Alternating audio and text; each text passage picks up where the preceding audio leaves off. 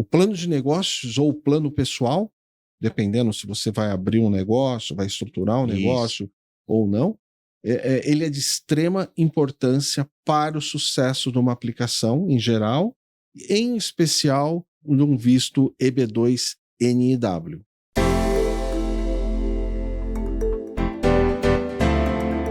Estamos aqui com o professor Domingos Pandeló Júnior. Tudo bem, professor? Tudo jóia, Samuel. Hoje um assunto que você gosta, né, bastante e sempre pontua que é muito importante, né, Exatamente. o plano pessoal. Antes de falar sobre os planos, queria que você contextualizasse, né, tipo, como é a aplicação do processo e onde que se encaixa, né, o plano pessoal ou profissional aí no...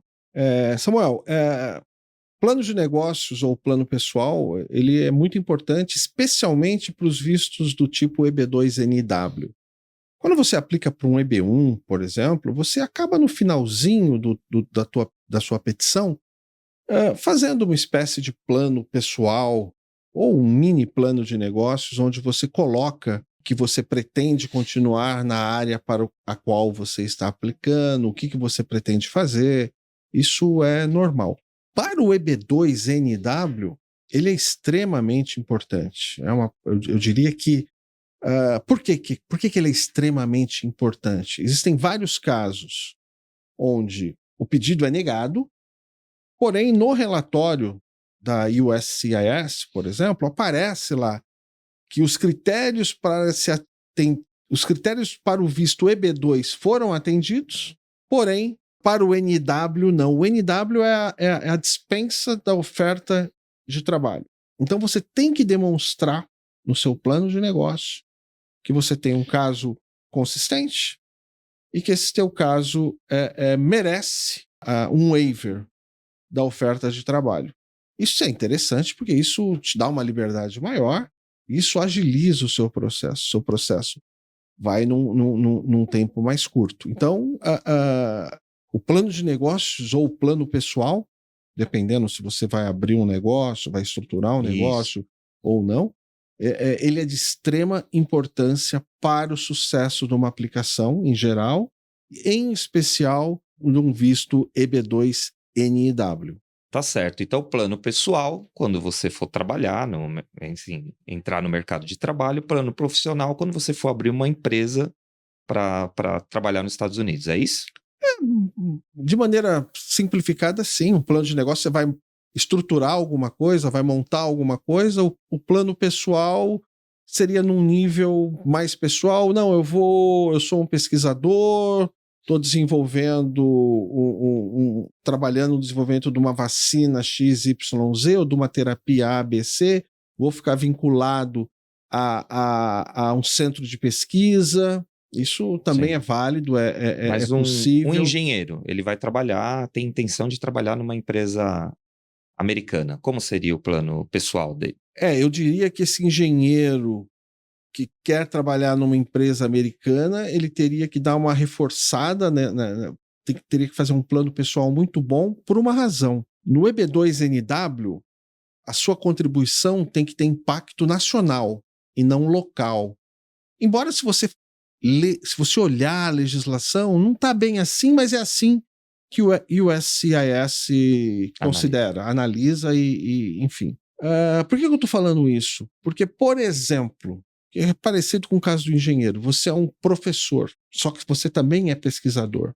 Se você colocar que o teu plano pessoal é ir para os Estados Unidos e dar aulas na universidade A, B, C, X, Y, Z, ou em universidades no estado X, Z, isso enfraquece um pouco. Em que sentido? O USCIS pode questionar você, e tem decisões desse tipo, tá? Tem apelações nesse sentido, e a maior parte das apelações não prosperam, infelizmente, colocando que a a atividade de ensino não tem uma abrangência nacional, mas é mais local. Dá até para tentar argumentar que você forma pessoas, etc, mas você teria que ter um jogo de cintura maior.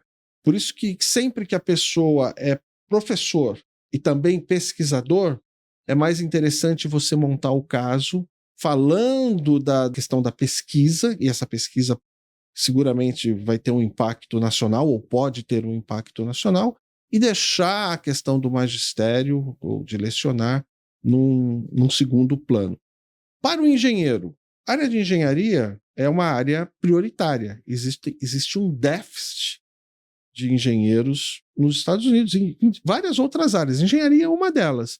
Então, o simples fato de ter esse déficit faz com que sejam flexibilizadas algumas análises e você ganhe um peso maior por conta desse déficit. E que já existe um interesse nacional, né? Se tem um déficit, Sim. Então, veja, é muito detalhe, cada situação é uma situação, né?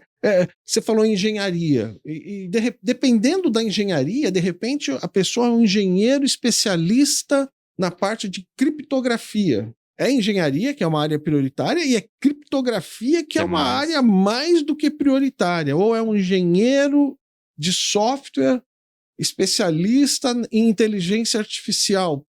Também. Então, vai depender muito da situação e de como você amarra esse plano pessoal com o restante do caso. Professor, quais são as principais características do plano pessoal ou do plano de negócios? Eu já falei um pouquinho do plano pessoal, vou resumir agora rapidamente, depois eu vou para o plano de negócio, que é mais complexo. O plano pessoal você vai contar, eu sempre falo que você tem que contar uma história. No caso, a sua história. O que você fez até aqui e o que você pretende fazer lá. E você tem que amarrar isso com o teu caso. Você tem que mostrar que você tem uma carreira crescente na sua área, que você tem algumas habilidades ou algumas competências que te diferenciam dos demais, esse é um ponto importante. Esse visto EB2, NW, EB1, não são vistos inclusivos. Nós temos o EB3, que um dia nós vamos falar sobre ele, que é muito mais inclusivo do que o EB1 e o EB2NW, o EB2 em geral, né? Então, um primeiro ponto é esse, você tem que contar essa história, amarrar essa história e mostrar que a sua ida para lá vai ser importante para a economia americana. No final das contas, o teu caso vai depender muito disso. A habilidade que você vai ter, quando eu digo você, é o escritório que está montando o seu caso, né? Claro que você participa desse processo, mas a habilidade que você vai ter para demonstrar isso ao longo do processo. Então, esse é um ponto. Agora, a outra parte da tua pergunta. Plano de negócios. Você sabe, Samuel, que eu gosto de plano de negócios. Trabalhei muito com plano de negócios, não só na área de imigração, mas para empresas de uma maneira geral. Plano de negócios é algo complexo de se fazer? Não é fácil. Não é fácil. Uma coisa que me preocupa, eu já comentei isso com você e eu vou tomar a liberdade de falar aqui, porque pode interessar para você que está nos ouvindo, é o seguinte, claro, cada um faz o que quer, mas eu não vejo com bons olhos a terceirização de planos de negócio. Não vejo. Já conversamos sobre isso, né? Por que eu não vejo? Porque imagina o seguinte, Samuel, vamos imaginar que você seja uma pessoa que faça só plano de negócio. Você é um especialista em plano de negócio. E eu sou um especialista em imigração. E eu estou com um caso aqui e eu passo para você. Mas você não conhece imigração. Você não conhece o que eu estou tentando fazer aqui, como é que eu estou estruturando o meu caso. Por melhor que você seja, esse plano de negócio que você está fazendo, ou plano pessoal que seja, não vai estar amarrado com a estratégia que eu estou usando. E eu, por não conhecer nada de plano de negócios, nesse meu exemplo hipotético, eu não vou ter condições de ficar alterando, às vezes nem tempo. Então, qual que é a minha filosofia, a nossa filosofia? Cuidar do processo do início ao fim. Fazer tudo. Fazer a entrevista inicial, coleta da documentação, a discussão do caso com o cliente, montar a estratégia do caso com o cliente, estruturar o plano de negócios e o plano pessoal do cliente de tal forma que vai ficar tudo amarrado. Eu acho que é um caminho mais fácil para que você tenha um sucesso no teu plano de negócios, no teu plano pessoal e potencialize a chance de que o seu pedido seja aprovado. Não que não dê para fazer dessa forma, dá, mas eu acho que fica truncado. Seria até minha próxima pergunta essa, né, professor? Porque com certeza é uma das coisas que mais nos preocupa, né? Essa terceirização de planos que tem se traduzido em processos gigantes, né? Eu vejo algumas assessorias, alguns advogados com orgulho falando, nossa, o caso do cliente teve 1000 páginas. Eu me coloco lá na pele do oficial da imigração que pega um plano de negócios de 200 páginas e que, de repente, ele percebe que aquilo ali não foi feito especificamente para o caso. É um plano geral, que, óbvio, vai entrar ali no detalhe do caso. Uma pessoa que não é especialista em imigração. Então, eu queria que... qual que é a sua visão sobre isso, né? Eu vou falar minha visão. Não sei se vai agradar a todo mundo, mas eu vou falar minha visão. Tem que falar a verdade, né? No meu pedido de visto, no meu EB1A, o meu plano pessoal tinha 4 páginas. É igual uma tese de doutorado. Vou falar olhando para a câmera. Você aí que está nos ouvindo, você sabe quantas páginas a tese de doutorado do John Nash, que ganhou um prêmio Nobel em economia e que teve a sua vida retratada no filme Uma Mente Brilhante, tinha? 20 e poucas páginas. Exatamente. Mas 20 e poucas páginas extremamente consistentes e importantes. Quantas páginas tem que ter um plano de negócio? Não sei. Pode ser que 200 seja pouco, Sim. dada a complexidade do que você vai fazer. Sim. E pode ser que 20 seja muito. Então, no final das contas, o que tem que ter é substância. O oficial de imigração não quer ler 1000 páginas. Não pense que um plano de 1000 páginas vai ser melhor do que um de 20, porque pode ser que não seja. Especialmente se foi feito em linha de produção, em modo industrial, com muita coisa repetida, e eles vão olhar, eles olham, você sabe que eles olham, né? E o SCIS, ele digitaliza todo o seu processo, olha um monte de coisa, se tem plágio, se tem coisas repetidas, passa por uma inteligência artificial. Eles olham tudo. Então, para resumir, não é a quantidade de folhas, é a qualidade. Tá? Tem um artigo que saiu, foi feito por 2 professores, se eu não me engano, de universidades do estado de Nova York, não me recordo qual agora. E eles fizeram um projeto piloto para aplicações para a área de STEAM. E os processos foram feitos, os processos todos, com um pouco mais de 50 páginas. E foram todos aprovados nesse projeto piloto. Então, pessoal, é muito de qualidade. Sim. E não quantidade. Exato, acho que você foi no ponto, né, professor? Não é 200 ou 20, mas realmente aquilo ser original, ser voltado para o caso da pessoa, porque se aquilo ali for... a gente conhece pessoas que trabalham que muitas vezes ele tem lá um esqueleto lá, ele faz 100 páginas, mas 80 páginas são prontas ali. Isso vai soar muito mal. E muitas vezes também existe aquilo, tá se cobrando do cliente um valor considerável, e aí em retorno que é isso, o número de páginas. E não é isso, né, professor? Lógico, se tiver um caso com 900 páginas, com muita coisa, né, com muita substância, é óbvio que é importante, né? Sim. Mas a gente conversa muito sobre isso, né? O quanto esse plano é importante, o quanto também seguir esse plano é importante.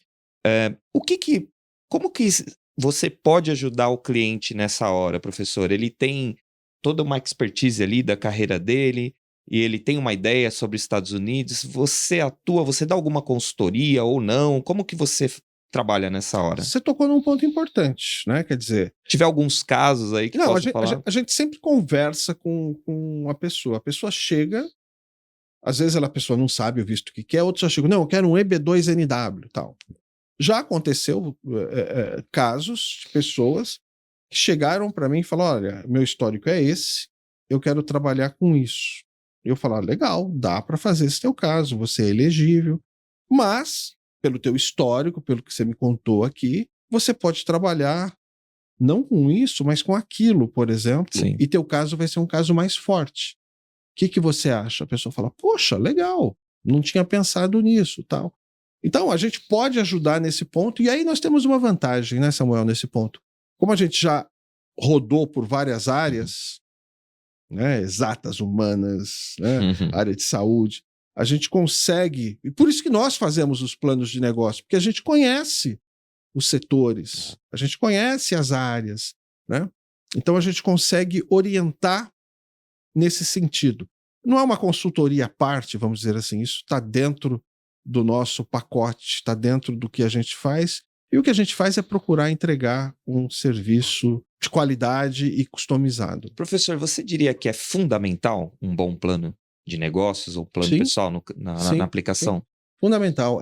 Não adianta o restante do caso estar ótimo e você falhar ali. Eu já vi casos, não que nós tenhamos feito, mas eu vi um caso que me chamou muito a atenção, que era um caso muito forte, para um EB1A, e o finalzinho foi muito... deixou muito a desejar e foi ali que perdeu. Né? Então é ruim isso. E o contrário, um bom plano fortalece o pedido? Fortalece. Claro que você tem, vamos dizer assim, são duas partes. Pegando o caso do EB2, você tem que atender os requisitos do EB2 e depois você tem que ter um bom plano que mostre que o NW, ou seja, o waiver... O waiver seria a dispensa de uma oferta de trabalho é consistente com o pedido. Né? Quer dizer, você tem que ter os dois lados. Não adianta ter um plano lindo e não atender os requisitos mínimos. Isso vale para qualquer visto. Vale para o EB1 também, estou falando do EB2, mas vale para qualquer visto. Você tem que atender os requisitos e, além de atender os requisitos, tem que ter um plano bacana, porque eles fazem essa análise global no final das contas. Tá certo. É isso, professor. A gente está caminhando aí para o final do vídeo. Eu queria que você deixasse aí suas considerações finais. Sempre lembrando, né, professor, que nada dispensa uma consulta, né? Quem estiver assistindo, tiver dúvidas com relação ao plano ou à aplicação do Green Card, clica aí na descrição. A gente tem lá um formulário de contato e a gente terá o maior prazer de oferecer uma consulta gratuita para essa pessoa, saber se ela é elegível ou não, né, professor? O melhor caminho, eventualmente. Exatamente. Né? Enfim, se não for, qual o caminho a se seguir? Como melhorar aí nos próximos anos o seu caso, né? Porque às vezes a pessoa procura pensando num visto, mas de repente aquele não é o melhor visto naquele momento, ou pode até ser no futuro. Para resumir, né, o que nós falamos, o plano pessoal ou o plano de negócio é fundamental.